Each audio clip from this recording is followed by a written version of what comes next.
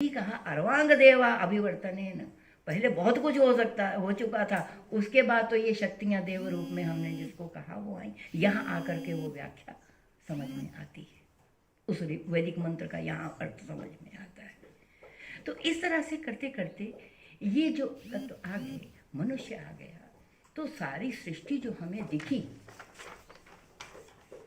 ये सारी जो सृष्टि दिखी, इसको देख करके मनुष्य जो है वो क्या होता है, आश्चर्यचकित होता है। कभी उसका रूप सुंदर लगता है, कभी उसका गुण सुंदर लगता है, कभी उसकी यूटिलिटी सुंदर लगती है। तो तीन तरह की धारणा हमारे मन में पैदा हो जाती है एज एन ह्यूमन बीइंग। बाकियों के में भी होगी, लेकिन उन्होंने चिंतन नहीं किया, हम लोगों ने चिंतन किया है। तो उस चिंतन में क्या होता है, उस चिंतन में वो कहता है कि ये जो इतनी सृष्टि जो आ गई है, तो क्रम तो ये बन गया अब, लेकिन ये सत्य है या असत्य है, इसको हमें प्रमाणित करने का कोई और पैमाना नहीं है, इसलिए हम इसको क्या करेंगे, इसको मानेंगे। इसको प्रमाणित करने का पैमाना नहीं है। कोई और दूसरा क्रम ले आएगा, उसकी भी बाद में व्याख्या हो जाएगी, लेकिन ये मोतीलाल शास्त्री जी ने योग किया है, इसको वैज्ञानिकों ने भी माना है कि इतने में ये स्पेस है, उतने में वो स्पेस है, उसके बाद जाके ये ऑर्बिट खत्म होता है, उसके बाद ये माना है, लोगों ने उनके विज्ञान को माना है। तो अब मनुष्य ने क्या किया कि यहाँ आ करके he is a part of it. वो भी तो जितने जरज हैं, वो भी तो एक जरज ही तो है ना, मनुष्य भी तो स्वेदज हैं, उद्भिज हैं, अंडज हैं और जरज हैं। चार ही तरह के तो प्राणी आए ना सृष्टि में। तो अब वो रह करके जरज होते हुए भी उसका शरीर की संरचना कैसी हुई है, पैर नीचे है, चिंतन मस्तिष्क ऊपर है। किसी प्राणी का बहुत कम का ऐसा है रूप कि जो दो पैर पे चलता हो और जिसका मस्तिष्क ऊपर हो। इसीलिए मनुष्य का चिंतन जो है वो अन्य सभी से अलग है और बहुत सटीक चिंतन है। बाकी तो जैसी अवस्था में थे आज भी वैसे हैं। गाता तो कोयल भी है, बोलता तो मोर भी है, लेकिन जैसा पहले बोलता था आज भी ऐसे ही बोलता है। मनुष्य ने अपना विकास किया है। जैसा पहले गाते थे हम, उससे बहुत विकसित आज गाते बजाते हैं। जैसी भाषा हमारी पहली थी, और भी बहुत विकसित भाषाएं हैं हमारे पास। अब इस तरह से जब वो देखता है तो यहाँ उसका कवि मन जागता है। तब वो कहता है इतनी सुंदर सृष्टि, इतने सुंदर झरने, इतना सुंदर पर्वत, इतनी सुंदर नदियाँ, ऐसा पानी सुंदर, ऐसा वायु सुंदर, जो मैंने मंत्र पढ़ा था अभी, बाद में अर्थ बताऊंगी। अब उस सुंदर रूप को देख करके क्या कहता है, पश्य देवस्य काव्यम, ये देखो ये परमात्मा की कला है, ये परमात्मा की कला है, हमारी आपकी नहीं है। और कैसी कला है, ना ममार, न तो ये कभी मरती है, न जीरियती, न कभी जर्जर होती है, नित्य नवीन रहती है। कुछ चीज़ें जो हैं इनका, कुछ चीज़ें तो शाश्वत हैं। सूर्य को कुछ नहीं हो रहा, चांद को कुछ नहीं हो रहा, पृथ्वी को कुछ नहीं हो रहा, जलों को कुछ नहीं हो रहा, वायु को कुछ नहीं हो रहा। लेकिन कुछ चीज़ें जो हैं वो तो स्थिर हैं, कुछ चीज़ों में गति है, और जिनमें गति है उनका क्या होता है, उनका प्रत्यावर्तन होता है, उनका आवर्तन बनता है। आवर्तन मीन्स सर्कल, उनका सिस्टम है।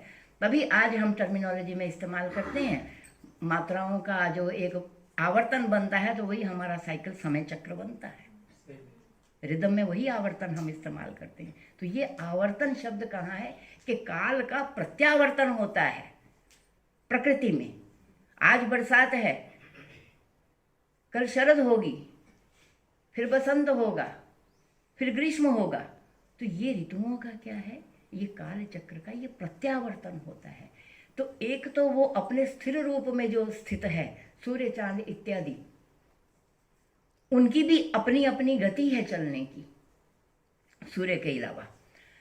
और बाकियों का ऋतु, उनका प्रत्यावर्तन उतना जल्दी नहीं दिखता, दिन रात का दिखता है। ऋतुओं का प्रत्यावर्तन 2-2, 3-3 महीने के बाद दिखता है। और सब इसकी सारों की गिनती करके जब हम एक यूनिट बना देते हैं तो उसको क्या कह देते हैं? एक वर्ष। एक वर्ष की परिकल्पना हमारे यहाँ कब से आई? एक शरद से, कि जब एक सर्दी बीत जाए तो बसंत से, सब बसंत संपात से कभी वर्ष प्रारंभ शुरू होता था। तो शरद निकल गई तो बसंत जो आया तो हमारा एक वर्ष, एक आवर्तन ऋतु का पूरा हो गया चक्र। इसीलिए कहते थे जीवेम शरदा शतम, हम 100 शरद तक जिए। पश्येम शरदा शतम, हम 100 बरस तक देखें। शुणयाम शरदा शतम, हम 100 साल तक सुने। और फिर कैसे? अदीना श्याम शरदा शतम, इन 100 सालों में हम दीन क्षीण अवस्था में नहीं जिए, हम स्वावलंबी होकर के जिए। तो कहते हैं अगर ऐसा जीते हैं तो फिर और आगे जीने में भी क्या दिक्कत है?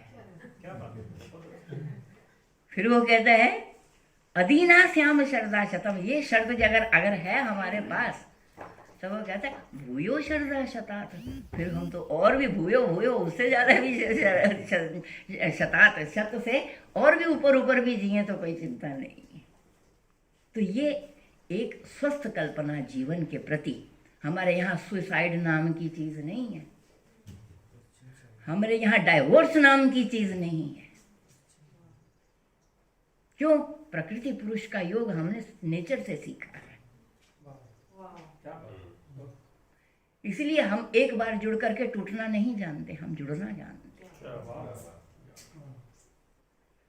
तो अब ये शरद से उसका प्रत्यावर्तन हो रहा है, तो ये उसने सृष्टि में देखा। तब उसने कहा पश्यदेवस्य काव्यम न ममार न जीर्यति, न तो ये मरता है कभी, न ये कभी जीर्ण अवस्था में आता है। आज एक पत्ता झरा, कल फिर पेड़ हरा भरा दिखेगा। तो ये परमात्मा की सृष्टि है, ये मनुष्य की सृष्टि, इसको कोई मनुष्य नहीं कर सकता। और इसको मनुष्य नहीं कर सकता, ये परमात्मा की सृष्टि है। तो कहते हैं इसमें फिर गुण क्या है? परमात्मा की सृष्टि है, इसका भी तो लॉजिक दो हमें। हम ऐसे लॉजिक के बिना मानते नहीं है, हमें प्रमाण चाहिए। ये परमात्मा की सृष्टि है, मेरी नहीं, पौधा तो मैंने उगाया तो उग गया, तो ये मेरा पौधा हो गया ना, है ना?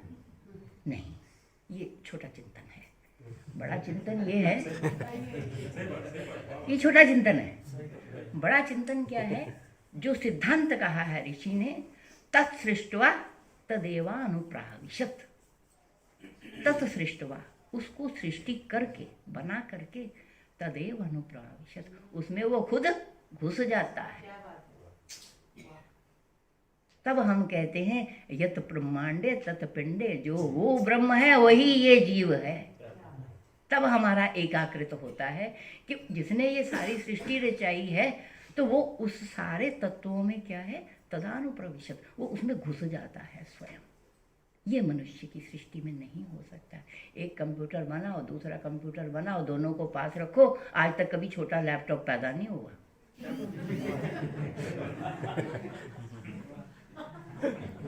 हर चीज अलग बनानी पड़ेगी।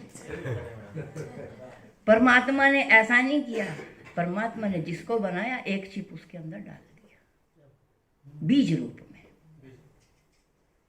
तो वो एक से अनेक आगे वो सृष्टि जो है वो निरंतर चलती रहेगी। श्री मैंने टू मूव ऑन, तो मूव ऑन होता है इसलिए उससे सर्व बना है ना, वो ऐसे लपट लपट के चलता है। सरिता उसी से बनी है। श्री मीन टू गो, ये आगे सृष्टि ऐसे ही सरकती रहेगी, ये कभी खत्म नहीं होगी। कोई गए यहाँ प्रलय आ गई, यहाँ प्रलय आ गई, तो कुछ नहीं, एक वेजिटेशन गई दूसरी आ जाएगी, 4 मनुष्य बनेंगे, 24 और पैदा हो जाएंगे, ऐसा कुछ नहीं। परमात्मा की सृष्टि में कमी नहीं है कोई। लेकिन वो बात अलग है कि एक एक चीज की अपनी वैल्यू है। क्यों? क्योंकि उसने सबको यूनिक बनाया, एक की कोई कॉपी नहीं है, कोई जिरोक्स नहीं है सिस्टम उसके यहाँ, कोई फोटोकॉपियर नहीं है। उसने जो भी बनाया है तो कहते हैं पूर्णात पूर्णमादाय, पूर्ण से पूर्ण लेकर के पूर्णमेव अवशिष्यते, तो पूर्ण ही बचता है बाद में भी। माँ से बालक पैदा हो जाने पर माँ आधी नहीं हो जाती, माँ भी पूरी है, बालक भी पूरा ही है। तो पूर्णस्य पूर्णमादाय पूर्णमेव अवशिष्यते, फिर बाद में भी पूर्ण ही बचता है। ये सृष्टि है हमारी, ये चिंतन है हमारा। तो वो कला जो है परमात्मा की, वो पूर्ण कला है, वो पूर्ण कला है। उसी पूर्ण कला को क्या करता रहा? मनुष्य देखता रहा।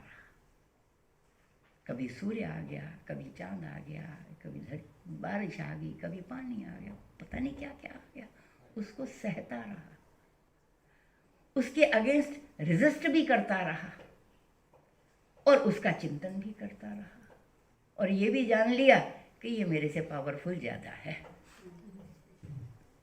तो इसलिए पावरफुल ज़्यादा है। दूसरा, मेरा जीवन भी इसी से चलता है। तीसरा, कुछ भी कहो, खूबसूरत बहुत है, कुछ भी कहो, सुंदर बहुत है, कितना पेड़ पौधे, कितना सुंदर है। तो तीन तत्व हमारे सामने आ जाते हैं कला के। पहला, आश्चर्यमूलक दृष्टि, वी आर एस्टोनिश्ड, ये है क्या? आश्चर्यमूलक दृष्टि है ये हमारी। दूसरी, अब देखिए ये हमारी नजर है, चीज तो वही थी। अब प्रबुद्ध किसको होना है? हमारे चिंतन को। तो एक तो है आश्चर्यमूलक दृष्टि, जो भी कुछ देखते हैं वो बड़ा आश्चर्यचकित करता है, लेकिन वो सत्य भी है, उसमें झूठा भी कुछ नहीं, वो सत्य भी है तत्व। अब वो जो क्योंकि सत्य है, तो हम उस आश्चर्य को सत्य कहते हैं। आश्चर्यचकित तो हो रहे हैं, ये सूर्य है, वो कहते हैं ना देवमुद आगात अनीकम, देखो ये सूर्य जो है वो ऊपर आ गया है, और ऊपर आकर के क्या कर रहा है? ये अब पैदल नहीं चलता, इसके पास घोड़े हैं। कितने घोड़े हैं? बोले 8 घोड़े हैं इसके पास, 4 श्वेत हैं, 4 श्याम, 4 काले, 4 गोरे।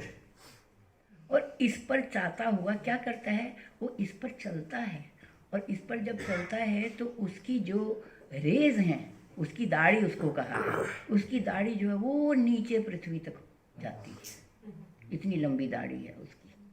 आपने देखा ब्रह्मा की शक्ल पे ना एक दाढ़ी होती है, विष्णु की शक्ल पे भी कभी कोई पुराने रूप जो, तो वो उसकी इतनी लंबी दाढ़ी है। तो दाढ़ी कैसी है? गोल्डन है, तो रेस से मतलब है उसकी।